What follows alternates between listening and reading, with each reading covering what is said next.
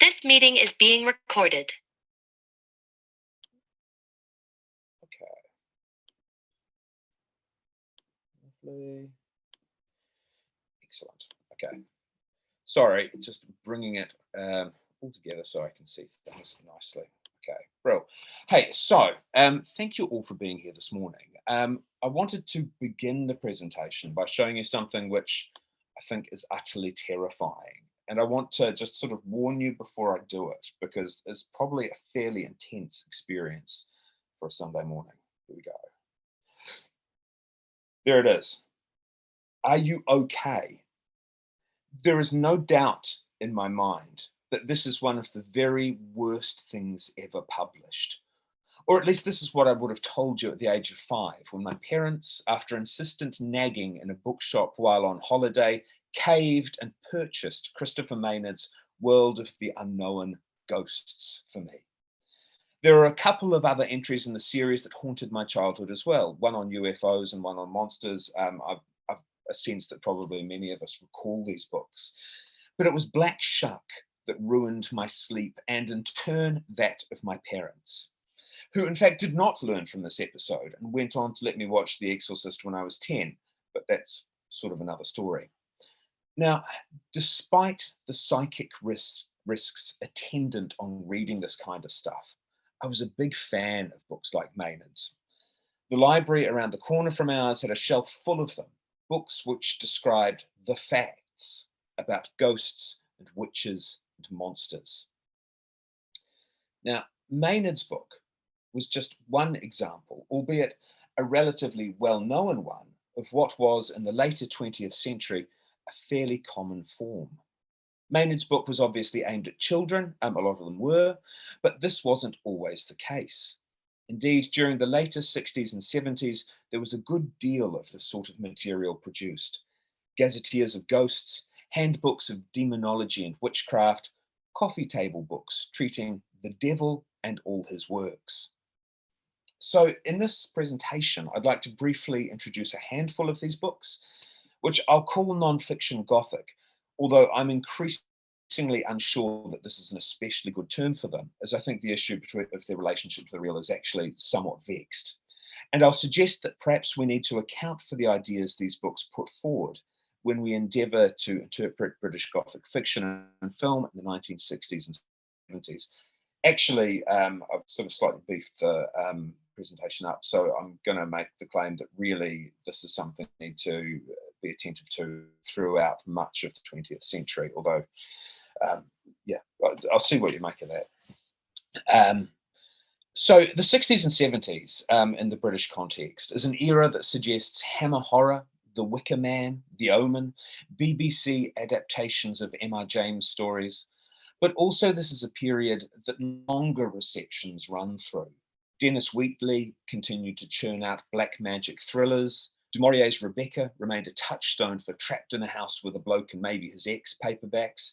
And both Dracula and Frankenstein were central, as were ghost story anthologies. But it's also a period where works that we could term occultural were widely circulated, offering true accounts of ghosts, witchcraft, and demon worship.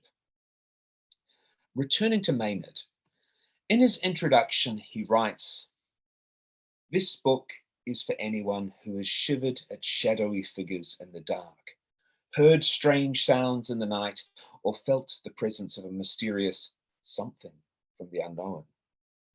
Ghost stories are as old as recorded history and exist all over the world.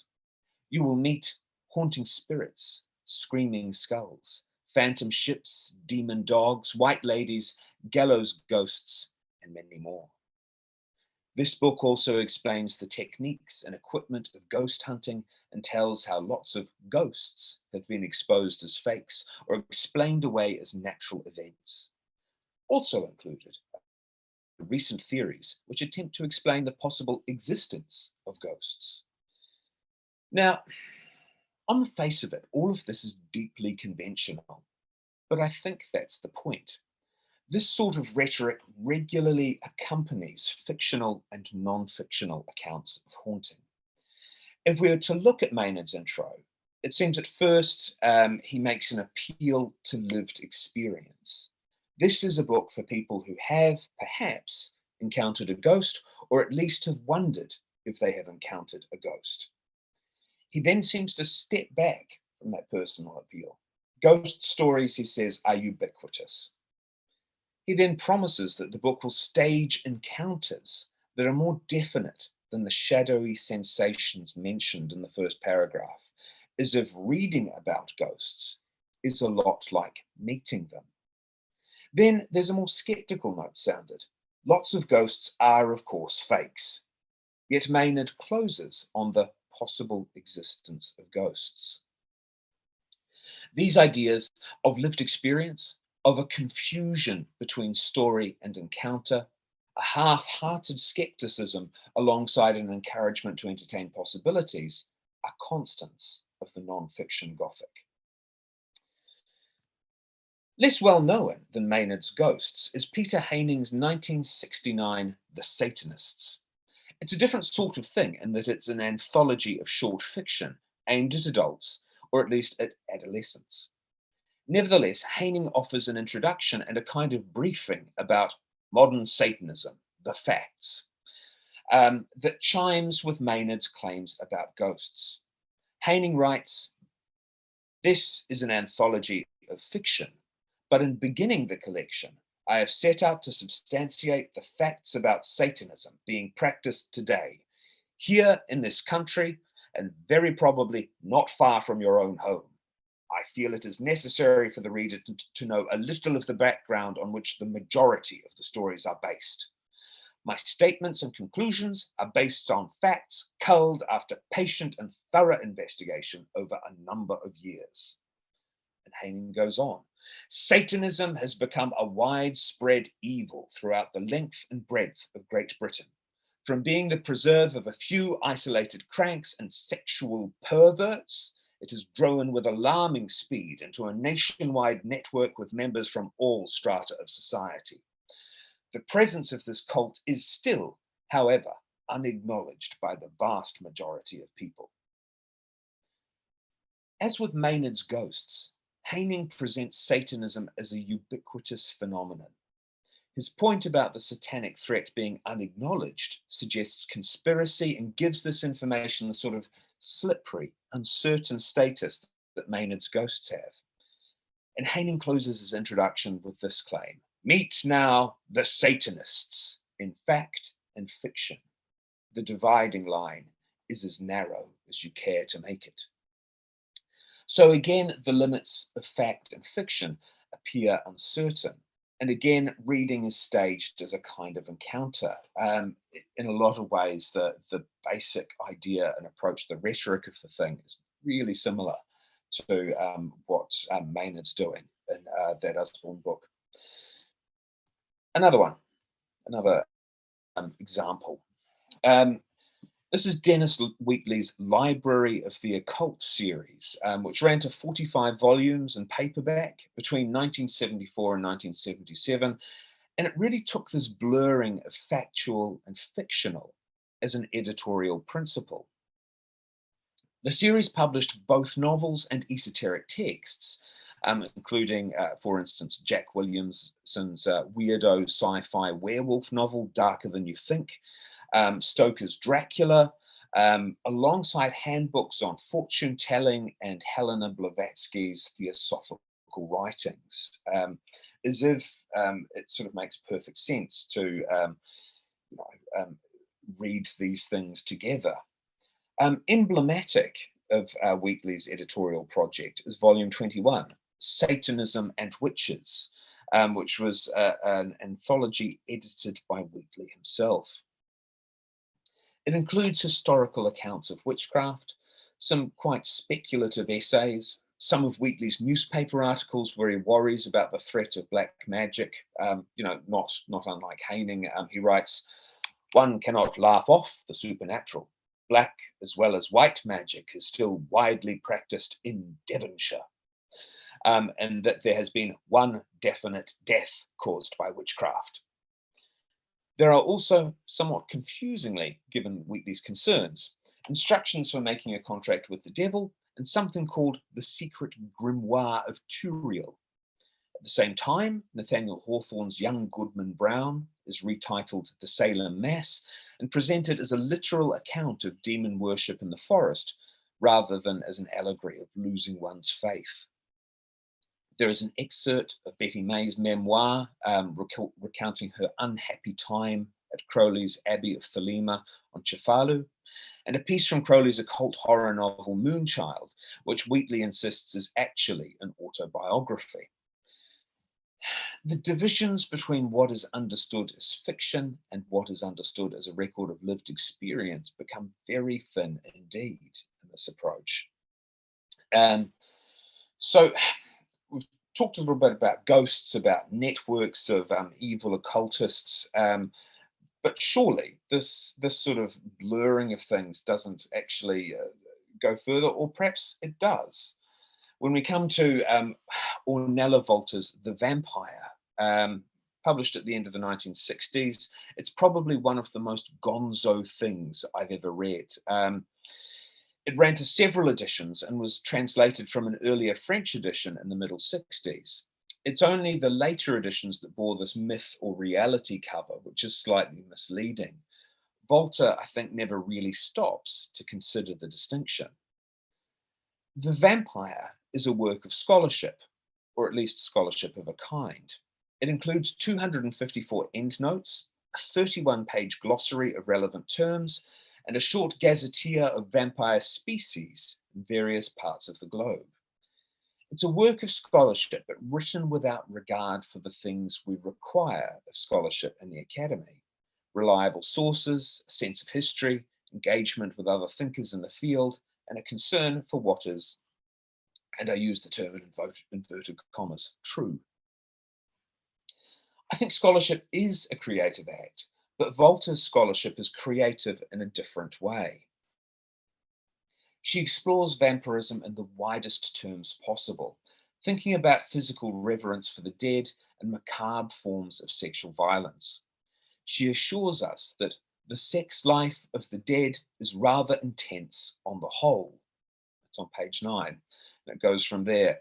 At one moment, Poe's stories are depicted as if they were true, before, without pausing for breath, she recounts a story of a circus impresario who toured Europe with the embalmed and bejeweled corpse of his dead wife, their gorilla child, as an attraction. And then on the same page, she returns to ruminating about the relics of saints. A moment later, we're back with Freud and Marie Bonaparte. Bonaparte being one of Freud's important 20th century acolytes. When she wants to make a point about the metamorphosis of an insect, she turns to August Strindberg and Heraclitus as her authorities. Serial killers Peter Curtin and John Hay are described as vampires, but then almost any act of necrophilia broadly conceived is treated as part of the phenomenon being described. Indeed, there's an appalling half page where, narrating the escapades of some corpse botherer or other, she begins to engage with the issue of what happens when the corpse begins to come to bits under his fastidious attentions. Yikes. This is, of course, crazy. Her later publishers may have tried to frame the work as asking the question, is the vampire a real thing? But Volta is basically disinterested in the categories of fiction and non-fiction. Indeed, the cumulative effect of reading Volta is that the line between one thing and the other begins to erode, until the deluge of historical anecdotes and choice bits of pornographic novels become a mode and a mood unto themselves. While this is a work of what I'm calling inadequately Gothic non-fiction, the overall effect isn't unlike a horror anthology, in that Volta stages an appalling parade of loosely connected textual tableaux. Now, vampire belief may stretch our credulity further than ghosts or witches. Although we could note that the southern necropolis in Glasgow was troubled by a vampire in September 1954, repelled only by a heroic assault on the cemetery by the children of the Gorbals. The man with the iron teeth, as they called him, was seen off over the course of an afternoon, or perhaps two, depending on who you listen to. Highgate had its own vampire problems, more famously in the late 60s and early 70s, and after various investigations led by David Farrant and Sean Manchester, a mob gathered on Friday the 13th of March 1970 to rid the boneyard of the fiend. But perhaps these episodes are beside the point. If Volta has an argument, I'm not sure that she actually does, it might be that Christopher Lee, parading about in a cape, is only an icon of the wider cultural phenomenon that is vampirism. It seems to me that whether we're reading Maynard or Haining or Wheatley or Volta, they all claim to describe real things and often have a commitment at the level of form to eroding this distinction between stories typically regarded as fictive and information typically regarded as non-fictional. For Wheatley, esoteric textbooks and vampire novels belong in the same category. I think to some extent this is probably true for readers as well. Gothic tales become a way of speculating in a manner similar to these various non-fiction texts. Now, I think it would be quite easy to dismiss this as a peculiar phenomenon of the 70s and perhaps a little later, some kind of effect created by the occult boom of the 1960s. But I'm actually not sure this is the case at all. I think this is a longer tendency in the Gothic. And while we can see that it's especially visible in publications like the ones I've been talking about, I think it precedes them through much of the 20th century and maybe earlier. And I think it also remains with us today. So I'll just talk now a little bit about the before and after of this kind of weird publishing moment. Now, the black magic story was recognized as a form sort of through the 20th century until around the moment of the horror boom in the 1980s. Esoteric adventures were a common theme in the Gothic writing of the century. On the one hand, we can look at various weird tales and novels from early in the 20th century. For instance, Algernon Blackwood's John Silence stories, which often feature psychical investigations. We could look at Somerset Maugham's short novel, The Magician, which famously narrates a story supposedly based on Maugham's encounter with the occultist Aleister Crowley in Paris. And indeed, most editions of Maugham's novel are prefaced by a short autobiographical piece that recounts that association with Crowley back in Paris, around about 1904, I think. And he notes that the wicked magician of his novel, Oliver Haddo, is modelled on Crowley without quite being a portrait of him. Much of the action is set in the Parisian milieu, in which Maugham met Crowley, and he describes the magician as a satanic dabbler, noting that there was something of a vogue in Paris for that sort of thing. While Crowley was a fantastic storyteller, he says, and I quote, "It was hard to say if he was telling the truth or merely pulling your leg."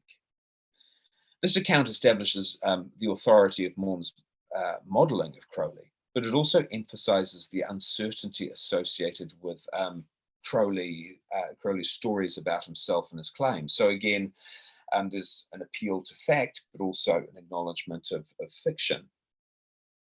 Alongside the efforts of a writer like Maugham, serious occultists, far more serious than someone like Blackwood, were also penning tales of esoteric adventure.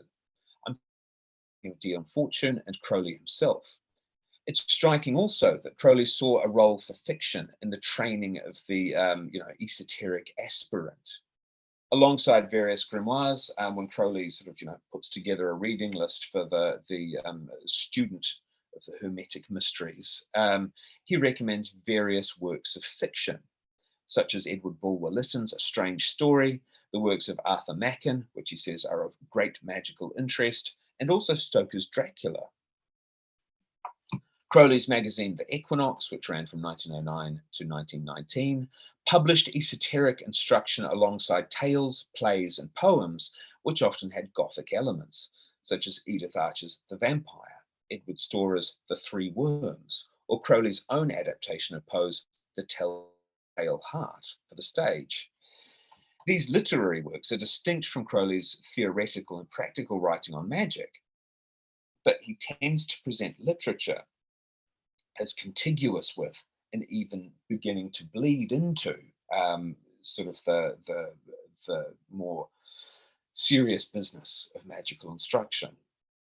Worth noting too is John Simon's biography of Crowley, The Great Beast, first published in 1951. Simon's was Crowley's first biographer, and unlike many followed, never really seems to fall under Crowley's spell. The book depicts Crowley as repellent, a satanic, weakly villain without the pretense or charm. Better and more sympathetic biographies were to follow, but few, if any of them, would have run to 7 printings in the first 5 years that they spent on the market, including a fairly well-circulated mass-market Panther edition, one of the covers of which you can see on the slide there. So, I think this tendency to muddle fiction and fact, in fact, precedes the occult boom of the 60s. I also think it carries on in one form or another afterwards as well. I'm thinking particularly of the last decade's vogue for folk horror and the ways in which folk horror has generated this accompanying scene of zines and gatherings, which often seem to function in the same ways as the books from the 60s and 70s, as I've been talking about here. Sharing stories of local hauntings, outlining instructions of walks to various megaliths and what might be experienced on the way to see them. One of the things that strikes me is that if you have an interest in haunting, which is, I suppose, critical or abstract or even just about sort of being, enjoying what a ghost story does, you don't actually need instructions on how to get to where the haunting is, which is something that these magazines frequently offer. There's a desire to shift from the act of reading and head towards something that looks a lot more like lived experiences. These sort of, local legends and sites of spookiness are shared.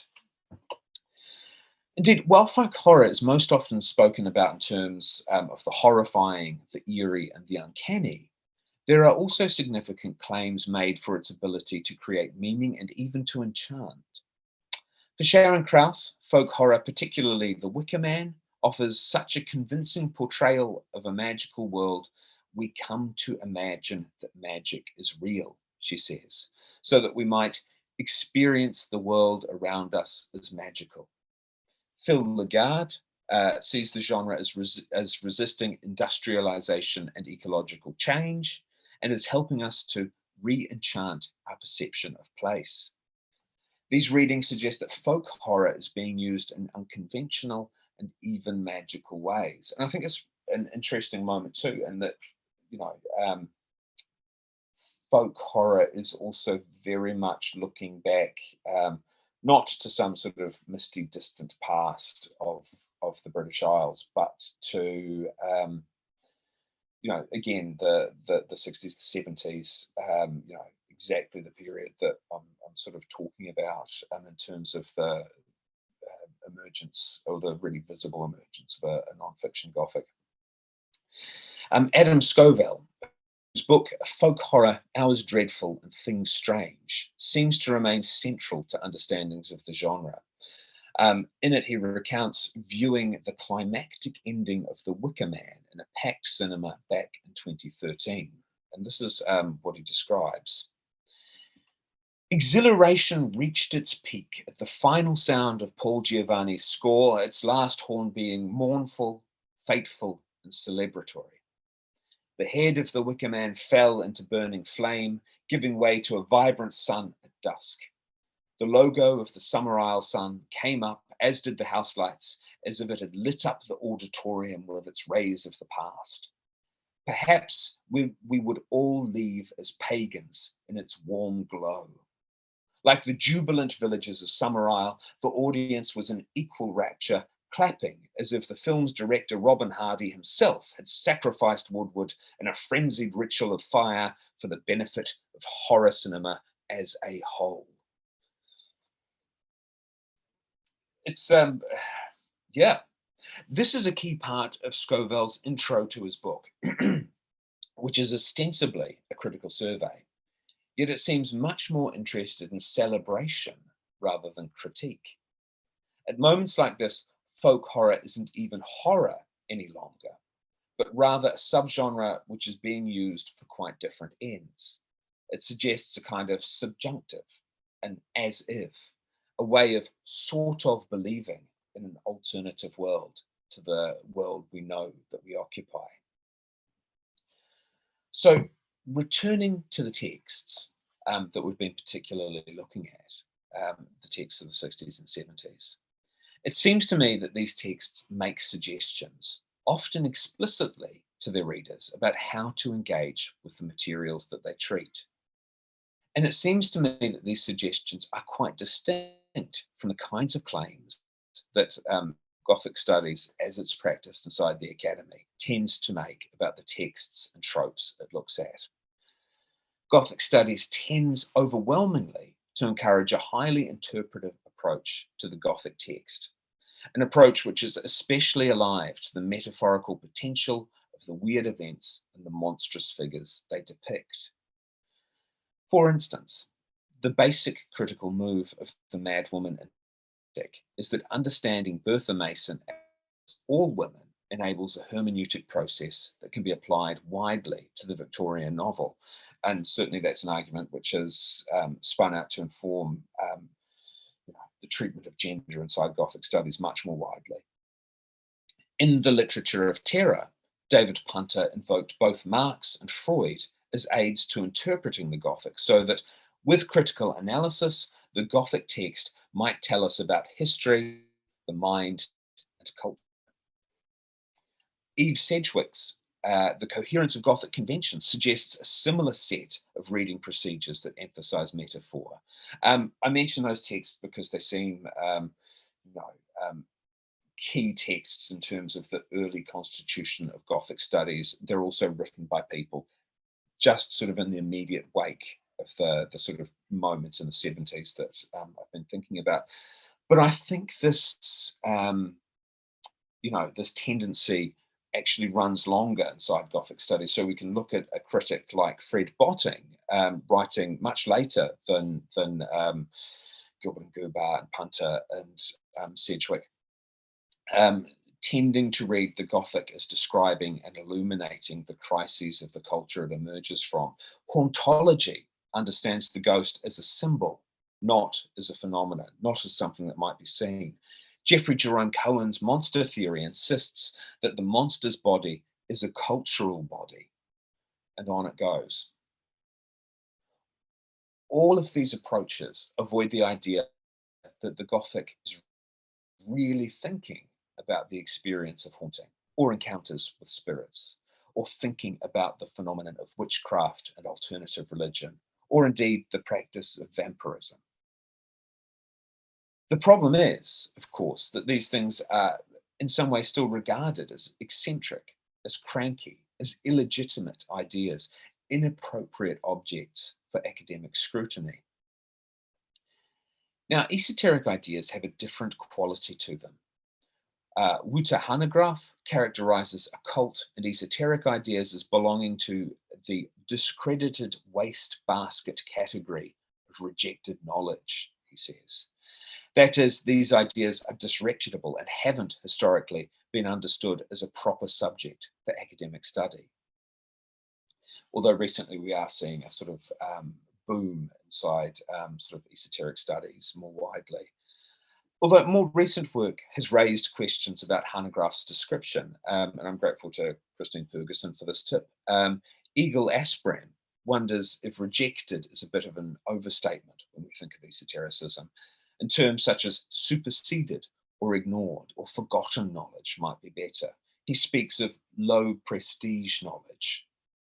And I think that's an interesting term as well, which might be useful. The non-fiction Gothic, which I know I've been describing as partly fictional and partly non-fictional, so confusing term, deals in low prestige knowledge. Sometimes I think the term Fortean Gothic might capture what I'm trying to think about. as when Fort speaks of damned things being excluded things. But then I think that maybe this isn't simply Fortean either, and that actually the non-fiction Gothic isn't entirely about the inexplicable, but it is about the half-explained, the unproved, and the suggested. Um, Again, you look at these gazetteers of ghosts, which lay out where the ghosts are, what we know about them. It can't account for haunting necessarily, but it certainly seems to know a lot about it. Regardless of the exact terminology we might settle on to describe what I'm calling the non-fiction Gothic, there is definitely an odd quality that adheres to esoteric knowledge and a culture. The Gothic's association with this low prestige knowledge is, I think, one reason why it was critically overlooked in the 60s and 70s. It meant that for critics who were interested in recovering the genre's reputation inside the academy, they needed to avoid cultural ideas as they worked towards this goal. It's not a vampire, they could say, it's a metaphor. Derrida notes that the traditional scholar does not believe in ghosts, and this is in Spectres of Marx, again, sort of the founding document of hauntology. The traditional scholar does not believe in ghosts. There has never been a scholar who does not believe in the sharp distinction between the real and the unreal, the actual and the inactual, the living and the non-living, being and non-being. But this in turn has shaped the way the genre has been read. And I think that in fact, the critics have embraced reading practices, the genre's critics have embraced reading practices that are in some ways very different to a decent chunk of the genre's audience, at least back in the 70s, and quite possibly before and after too. If we were to recognize the esoteric dimensions of the Gothic, it opens up another set of questions about what the genre is concerned with. We could consider that, we could wonder what Dennis Wheatley meant when he wrote that he hoped his black magic novels were informative, that his readers would learn something from reading them. And indeed, if you've read something like, what's the first one? The Devil Rides Out. There's a 10-page description of how to run a tarot reading involved, whacked into the middle of it. We might begin to notice that M.R. James's ghosts are, although not always, utterly unlike anything reported to the Society for Psychical Research. If we did this, we might begin to wonder when James is writing about ghosts realistically and when he's just having it on with a tree full of giant spiders. Perhaps we could take the noted writer and anthologist Robert Aikman seriously when he speaks about the supernatural as a rejoinder to an overly mechanistic world. In his sort of anthology introductions of the 60s, he makes a set of arguments about what the ghost story might do for us. For Aikman, the ghost story potentially gives form and symbol to themes from the enormous areas of our own minds which we cannot directly discern, but which totally govern us. Thus, in its way, it brings us peace, as Aristotle said of tragedy. Now, that might suggest a sort of loosely Freudian or psychoanalytic approach to the ghost story, but he goes on. The English language, he feels, struggles to describe this feeling that might come at the end of reading a ghost story. Though Aikman says he felt that German has a word for the total effect. You'll have to forgive my pronunciation here. Ehrfurcht, or reverence for what one cannot understand. If there is one thing that modern man needs more than anything else, it is that. No wonder there is a big new readership for the supernatural. The phantoms have almost come to serve a social purpose. So he's conceiving of this kind of supernatural material as something that we might seriously engage with, not necessarily simply in sort of psychological, psychoanalytic terms. Taken together, these various claims feel like a qualitatively different set of ideas to those most often explored inside Gothic studies. What if, before it was an account of various repressed injustices, the sort of dark side of history, the underbelly of our minds, the Gothic was, in many ways, quite substantially, a thinking through of things which still don't quite belong inside the academy. All right, that is what I had to say. I'm going to take this off. I'm going to unshare my screen, I think.